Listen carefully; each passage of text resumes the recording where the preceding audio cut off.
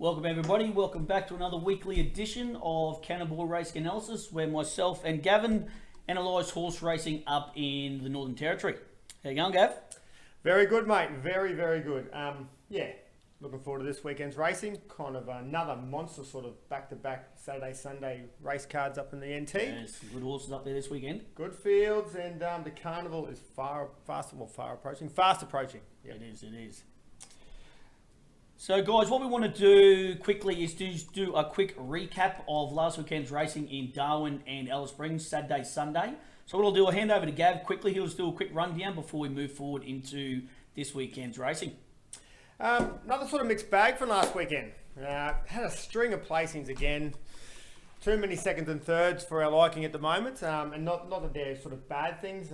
We typically back a lot of each way up there, mate, don't we? Where we're getting value for our runners who are even in the 7-horse fields, 6-horse fields, which are running second. So, string of placings on the Saturday. But we did sort of start Sunday well, mate. Had a nice sort of kick-off there with Miles Prowler slitting in the first on the Sunday program down there at Alice. Sort of a mixed sort of finish there, sort of middle of the program, where we kind of had a nice placing there around the sort of 7-4 to $40 to $50 mark. A good weekend without being a massively sort of money-making weekend anyway. Yes. Okay, well before that, I just want to dive into one of our jockeys up there called Vanessa Arnott. I spoke about her a couple of weeks ago and her style of riding up there. There was a horse she was on Saturday in Darwin called Maserati. This horse I did like a lot, but I didn't put it on the program. I left it out. But you actually backed it. I did, but I left it out. So one that slipped through, guys. But straight through to the keeper, that one. Just a couple of horses that were in that race, Blue Odyssey and Bell's Banner, which are absolutely speedsters up there. Vanessa drew the barrier 5, so she drew the widest barrier up there, where Bell's Banner and Blue Odyssey actually drew inside her 2 and 3. So Vanessa only had one option, or two options. She had two options actually. She could ping the lids and go forward, or she had to sit back and let these other two speedsters go for it. But what Vanessa did is what she does best. She loves to lead, loves to jump. So she actually did. She pinged the lead, pinged the lids straight to the front. She crossed quite easy over before the 50 to 100 metre mark. She crossed both of them, led the whole way, kicked away and won.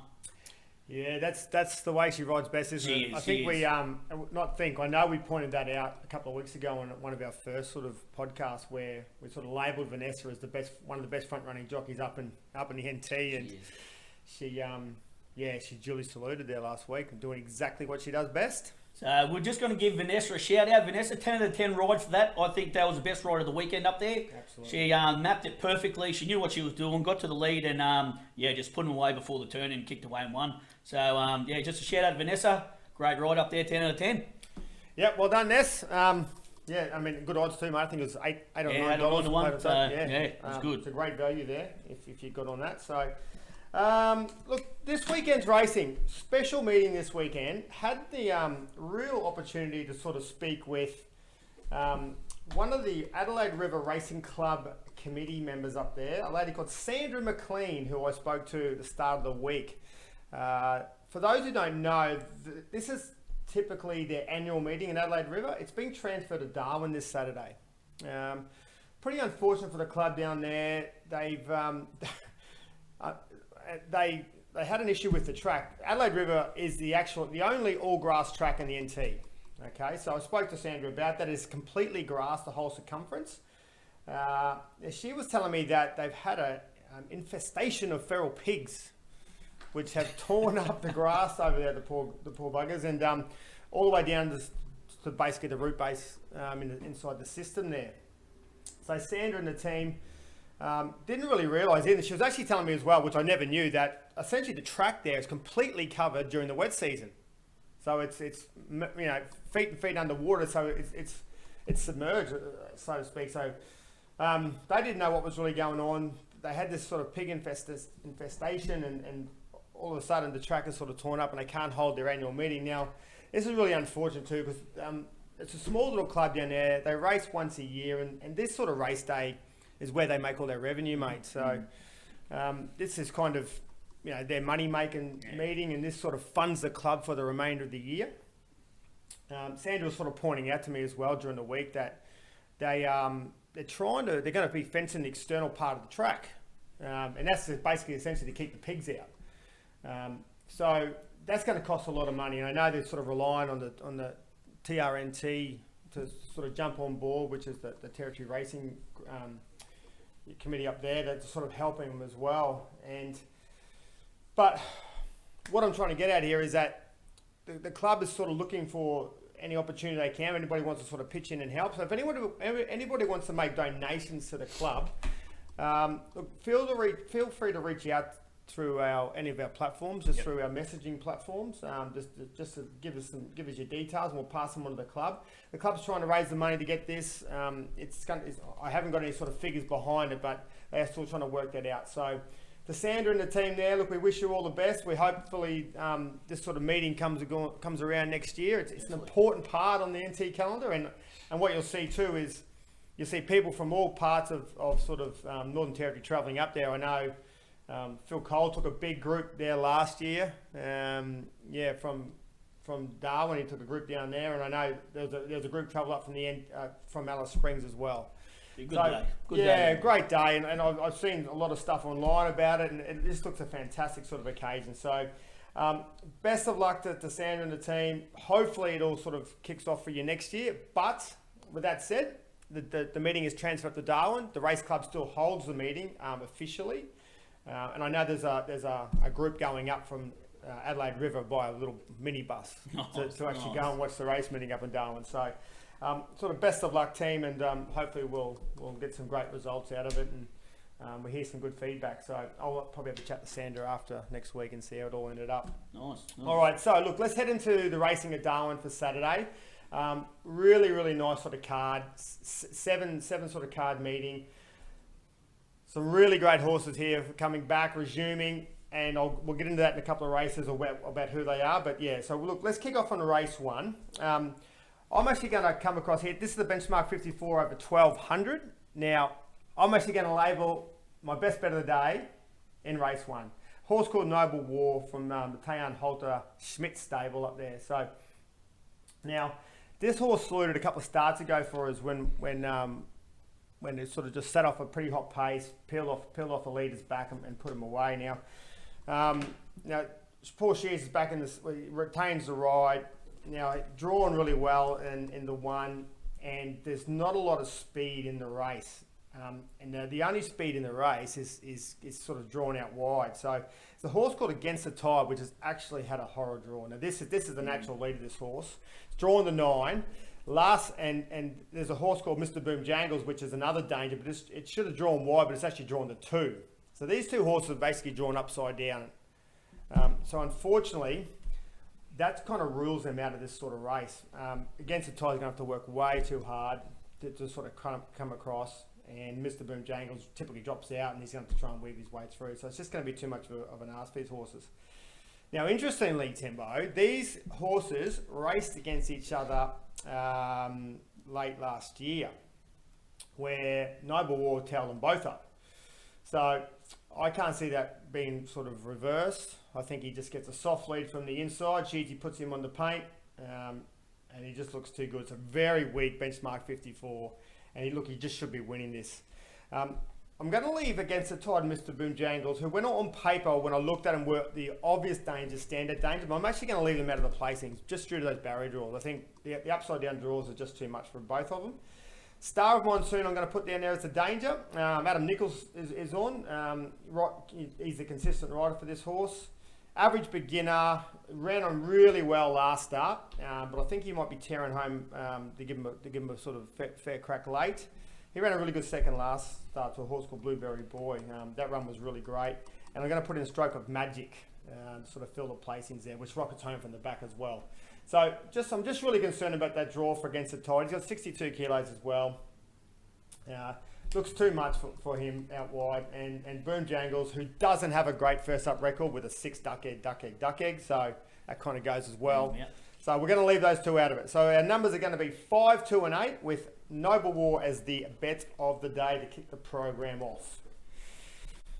All right, so head over to race 2. Another really cool race. This is the BM handicap race over 1200. Now this race is fantastic. We see the return of last year's Darwin Cup winner, Highly Decorated, which took all before it. Won a string of races last year from Nicole Irwin and Sonia Wiseman. Sonia's got a great affinity with this horse. First up this time, but I don't like it a lot, to be honest. Actually comes up against last year's Palmerston Sprint winner, which is Mayamine, who sort of failed first up here a few weeks ago. So yeah, both kind of off the back of unsuccessful SA campaigns before that. They sort of finished in Darwin, went back to SA, near the sort of world on fire down there, but back in the territory for the carnival time. So I'm gonna be looking at, I'm gonna be tipping a horse from the Phil Cole stable called Kronos.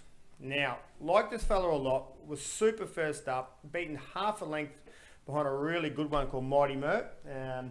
Which, and if anybody knows, Mighty Mert won 3 out of 4 in Darwin prior to going back down to sort of Alice. So yeah, and then sort of it was beating a lip behind Asari Bearing that last start down there. So those form lines really sort of stack up. I like that sort of the health of those two horses. But Kronos is going to go on top now.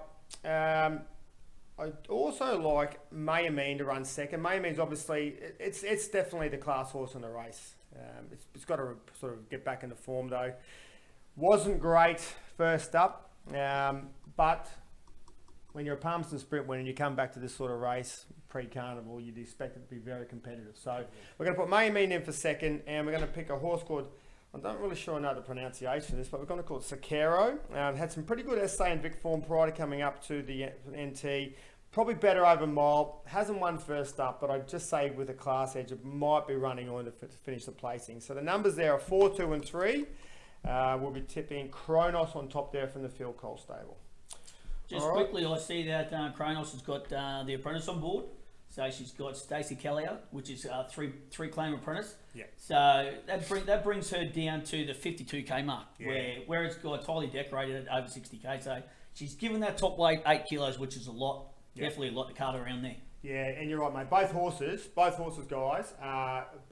Both horses I'm talking about, Highly Decorated Mayamine, which are your two superstars from last year's carnival, both giving massive weight away to this horse. So I just think with that weight pull as well, you know, there's a minimum sort of 6 kilo sort of weight pull there, and I think Kronos, which as long as it gets that sort of first up form, going to be really competitive. So. So yeah, that's where we are at, mate. Okay, we'll move forward then to Darwin Race 4. We've got one up there. We've got it over the 1,000 metres. It's a benchmark 58. I've done the form on this race here. I tipped, I think a week or two ago, a horse called Chief Mondo. I just don't think it actually handled it up there, as it got a little bit too far back, and actually, yeah, just didn't sit well for me in this race here. There's a horse in there called Dream Chance. Came out last week at decent odds, over the double figure odds, and actually won that race. Going through its times on that race, I think it ran a 56 over the 1,000, which is electric. Yeah, that's a quick time, and it beat a decent field up there. I think it beat one of our best bets of the last weekend up there. I think it was Rich Miss. I think it was something like that. It was called our little Miss Rich. So what I'll be doing. It loves the speed, it loves the track, loves the distance. Same jockey, she stayed on it, Casey Hunter. There's 2 speed horses in the race, which is Faith and Love, and also will be sitting up there with Dream Chance. I just think with Faith and Love drawing the inside a little bit, it is going to be bolting.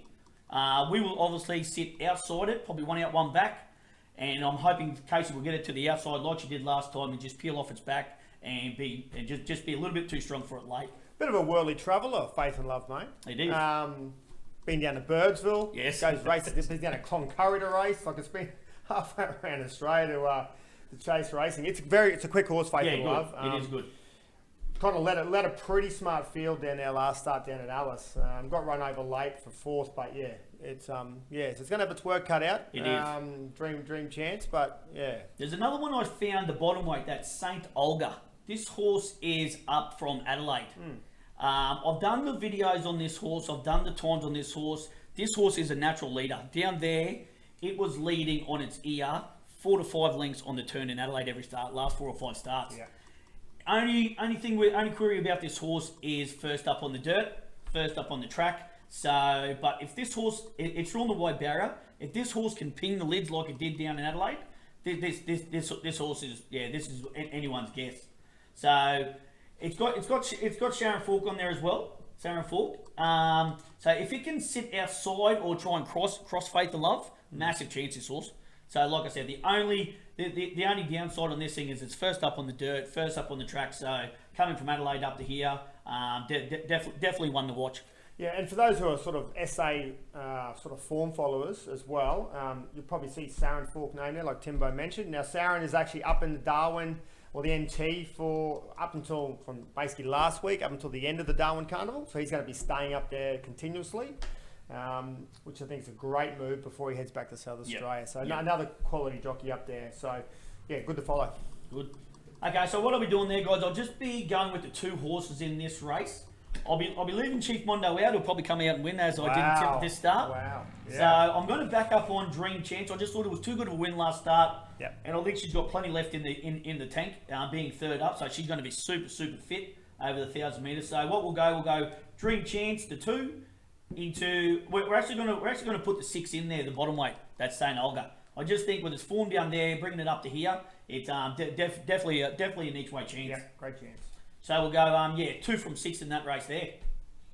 So then we'll kick on to race 5. Guys, this one here I've actually got a standout. Just one bet only, one horse only. Asari Bearing, the 5. Toddy on board. This horse is this horse is electric. 2 starts go, not so good. Came out, like I said, Toddy back on, track and distance, superstar. Beat a horse called Mighty Mertz. Last start, and we all know where Mighty Mertz come. Mighty Mertz finished. It's had over its last 7 wins. It's won 5 of its last wins there. Yeah. So with that form behind Mighty Mertz there, I just think Asari Bearing should just be too strong. Definitely. And the all conquering Clark Todd sort of combination, That's right. mate, that probably bodes good. And won well last start down at Alice with Toddy on board. So yeah, guys, I'm just going to leave everything else out of that race. I just think he's a class above this field here. So we're just going to label him as, probably the best bet there on Asari Bearing. Odds, guys, I don't think you're going to get too much value for this horse, as there is another horse in there, Clark's other horse, called Autocratic, which is actually a leader as well. I think, Sonia's on board, one of the top jockeys up there, female jockeys up there. So look for this horse to be actually jumping as well. Sitting in, it draws barrier 2. Asari's out of barrier 4. So, mate, what's going to lead? Do you think Autocratic's going to lead Asari Bearing because it's got the inside? I think Autocratic will actually lead. Yeah. Going on its last couple of starts, I think Autocratic will jump and lead. I think Asari Bearing will sit off her and definitely get the last crack at her. Nice. So yeah, guys, we'll go with Asari just to stand out, but yeah, just one to watch as a leader will be Autocratic, or the other horse that Clark's got in there as well. Okay, guys, we'll jump back into race 6. It is the 1,600 metres up there, class 64 handicap.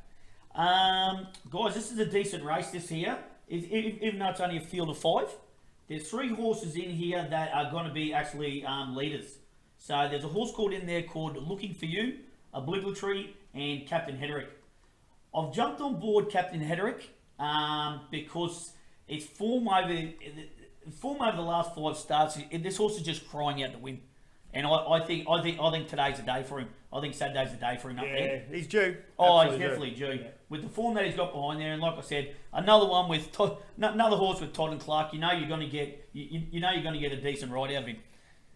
It's just before you jump into Tim, it's interesting that speed map there too, mate. Because Looking For You is a natural leader.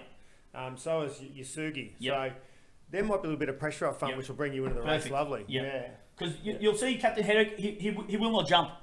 No. No matter how all the other platforms they have him as a leader, he's not a leader. You can go back through his form, guys. You'll see him jump last in the top 3 back in the field. But you watch for this horse storm home late.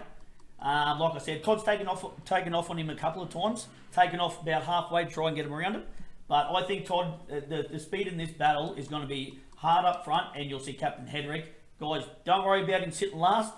just sit and wait for the 1600 guys, because I think the other horses are going to die with about 100 to 200 to go, and you'll see you'll see Captain flying home over the top. What about obligatory, mate? Yes, also another one of my tips that I tipped 2 weeks ago. It's one of your favourites. It is. But 1600 is my only query. Okay. As I think he's a 12 to 1300 metre horse.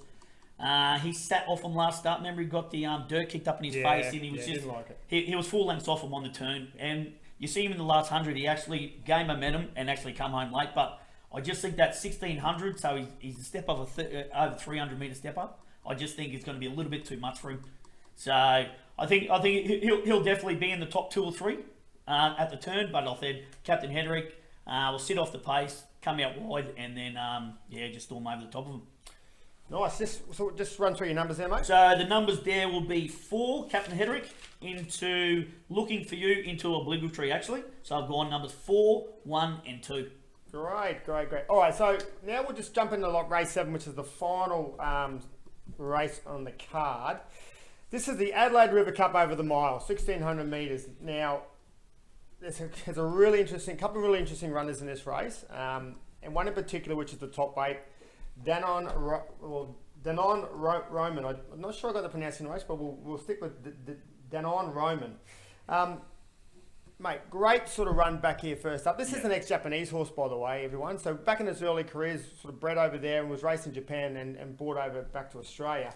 This ran 3rd in the Alice Cup last start behind Count of Essex and I Am the Fox. Now that form line's pretty hot for a race like this. Yeah. Mind you, it is back from the sort of 2000 back to the mile, the 1600. Now, that's not too much of an issue for me. This horse won over the mile at Flemington back in its early days, back 2 years ago through some early preparation. So we know it actually gets over the mile and it can sort of sprint over that distance. Now, definitely on a Darwin Cup path, this horse. He is absolutely the highest rated horse in this race by a long shot. Yep. I think he's weighted okay in the race too. So Adam Nichols is going to be riding, which I really like a lot. So I think this horse is, whilst I think he's on a Darwin Cup path and this may be a fraction short, the good news is we know he gets 1600. He's won over distance in the past, so I think he might just be too good in class to prevail here. Now, second, I'm going to be tipping a horse called Brother Bassie, which has been absolutely. This horse has been storming home in the last couple of runs. So he ran 3rd last start behind Giant Leap and Mellors last. I think it was actually last week, where he sort of sat off him and made his run together with Mellors actually, who's in this race. Now. He actually beat a horse called Razu and El Magnificence 2-back. Both those horses have come out and won, haven't they? Razu absolutely come out last week and Brandon, won by panels. And El Magnificence has actually come out and won another couple since then and winning by panels. So those form lines are fantastic for this horse. So we're going to put Brother Bassie in for second, and I'm going to be throwing in the other Phil Cole run, a Military Zone. So he's been he was good at Tennant Creek. So ran on there for a nice placing, and I think Darwin will suit this horse better and back to sort of home track, and I think he can be run to a place. And I'm going to be leaving a couple of horses out, like horses like Star Ruse, which I think might start favourite. I just don't like in this race. I think he's due to taper off. So I'm actually prepared to lay Star Ruse here. Some might be looking at me going, "What are you doing, mate?" Saren Forkhorn, sort of Angela Foster horse. Look, I just think it's time this horse is going to be finishing. I think there's some other horses which are actually building in their preps, and I think he's almost at his top, and he's probably reached his top in my opinion. So we're going to be going for numbers are numbers 1, 6, and 2. Okay, so Danon Roma in the last in Darwin for Saturday. Nice. Finish the card off with the topic. Yeah, finish the card off with the topic. I know we got a particular follower who likes top weights, so he'll be screaming at us saying well done for picking that one. So look, just want to sort of get in touch and let everybody know about racehorse syndications up in the NT. We've had countless messages about how do I get into racing in the NT. What do I do? Who do I reach out to? Yeah. So, as I've kind of, everyone's probably alluded to, mate, so I've got a couple of horses up there who've been syndicated through my stable, which I got involved with. So, look, if anybody's interested, reach out to Timbo and I through our platforms. Just send us a message, and we can sort of start sort of managing this process for you and get you involved with it up there. Like I said a couple of weeks ago, the prize money is really healthy up there. You're racing in small fields. The prize money actually marries up to sort of provincial racing, sort of in Queensland, New South Wales. Like the money is excellent. So don't be too perturbed by the money sort of side of things. You get great value when you're punting up there too as an owner, because you can actually map your races a little bit better and know when you're going to load into them instead of backing in 12 horse fields. And the sort of training fees per month. Are sort of easily sort of afforded. So I think you mentioned a couple of weeks ago, mate, 10% share roughly sits between 300 350 a month for a 10% share of a horse. So that's the training fees. And that's what we said, guys. If you want to get in there with a couple of your mates, definitely. Great time with your mates. Awesome up there. Like Gav says, trainers are very contactable. Give them a bell on the race day beforehand just to see how your horses are going. Then the trainers love it. So it's just a great system to get into up there. And we got a really mixed bag of fantastic trainers, both female and male up there. Like we got our leading stables with the Cole, Clark and sort of LaFoe stables, and then you've got your leading female stables, right, with Tayan Holter and Nicole Irwin, and then you've got Angela Foster up there. So there's some great stables up there. So look, feel free to reach out to us. We're happy to sort of get this process kicked off for you, and we can sort of marry you into the right horse up there. All right, so now Sunday. Alice. We're back in the Alice on Sunday. We're back in Alice. Now, you're going to kick us off. You got the biscuits for us last week. I did. I got, miles per hour last week. You put money in all our pockets. Yes. So, what do you got for us? Mate, race 3. I've got 2 for the day here myself. I've got race 3, a horse called Rhythmical. Had a jump last start. Actually threw the jockey off as the barriers opened. Massive money was for this horse. Yeah. So obviously someone knew something up there, but the male for this horse up there brought this horse from 5s into 3s. I think it was quite significant. We sat here watching the racing and we just watched the money tumble in for it. So not sure where that was coming from, whether that was stable driven or not, but I can tell you there was an absolute avalanche. Yeah. So where there's smoke, mate. Yeah. So what we'll do, we'll follow up with him again. We'll give him another go. We hope that Forky's on again. So we'll hope Forky can stay on board and ride it out for us over the thousand. Hold on, buddy. That's it. But guys, what we'll do, we'll only go for him only. We'll make him a standout of the race, as it's only a 6-horse field. I think it's a very weak field myself, as it's the benchmark 58. So what we'll do, we'll just go for him a standout only, just to try and get some money in our pockets, so we can as it's a 7-horse seven race event for the day. So what we'll do, we'll just go race 3, number 2, Rhythmical as a standout. Right, to kick the program off, mate. That would be lovely. That'd be nice. Because that'll lead me straight into the best bet of the day in Alice for you. All right, so get your money off Rhythmical. Just pick it up, put it straight on this one. It's as simple as that. So race 4, the Class 2 of 1100. There's a horse last week called Anagram, which Sonia Wiseman rode, which absolutely came out and brained this field. Now it actually brought me back to when Flying Start was winning these races during the Alice Carnival. So this horse from about 800 or 900 essentially just towed Sonia into this race. She wasn't putting any pressure on it. It just made a 4 or 5 sort of wide, wasn't even a run. She just went straight into the race on a hold and basically went around him. And under the home turn, she was looking over her shoulder and 3 lengths in front and zooted away. Now, what I think's happened with this horse is that it's up for New South Wales Provincial Quirindi Scone area, mate, and I think the penny finally dropped. He had a couple of starts up there prior to this race, ran pretty good, but the penny dropped this start, and he just come out and brain him. Now I know it was a maiden race, I kind of get that, but you don't win by those distances unless you finally got some ability. Well, finally found your form, finally picked up your ability and winning well. So Look, I think this thing just wins. I'm just not sure of the price because we don't see the prices prior to actually giving these tips. That's right. So I guess that's another thing. We don't tip or give any sort of analysis based on price ratings at all. We do our own prices, so we don't know what the bookie's going to offer. But I think if we get somewhere around black figures about this horse, we're doing very well. I think around a $1.80, $2 mark. I think that's where we'll be sitting. Yep. But this is simply just a put in, take out job. Yep. It's as simple as that. Nice. That's what now, exactly, because we're going to be going straight from rhythmical straight into anagram. Yep. Now, there's a horse, which I'm going to pick for in a second, a horse called Asahi, or Asahi. Nice beer. Good beer? Well, wrong spelling, but nice beer. Look, this horse here, I tipped it last start, Tennant Creek. It just did nothing, and it clearly didn't handle that sort of powdery surface down there at Tennant, which is a very, very different surface as opposed to Alice. Now I'm going to give this another chance. His form prior to that last start failure was pretty great against a horse called Starlight Rebel, and just prior to that jump, come out and won a Stony Creek Maiden and won it really well. So there's definitely ability there.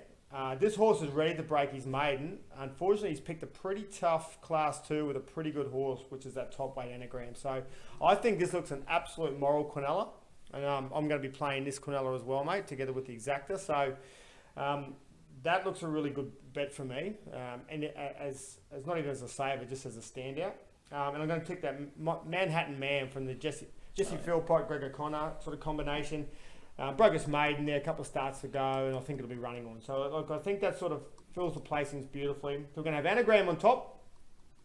We're going to be having Asahi to run second, or Asahi, how you want to pronounce it, and Manhattan Man for third. Nice. Takes care of that one then, guys. And what we'll do, we'll move on to our last bet of the day. It's not the last race of the day, but it is race 6. There is a field of 6 in this race. I have narrowed it down to 2 horses only in this race. Horse 1, Dataset, and horse 2, Ellen.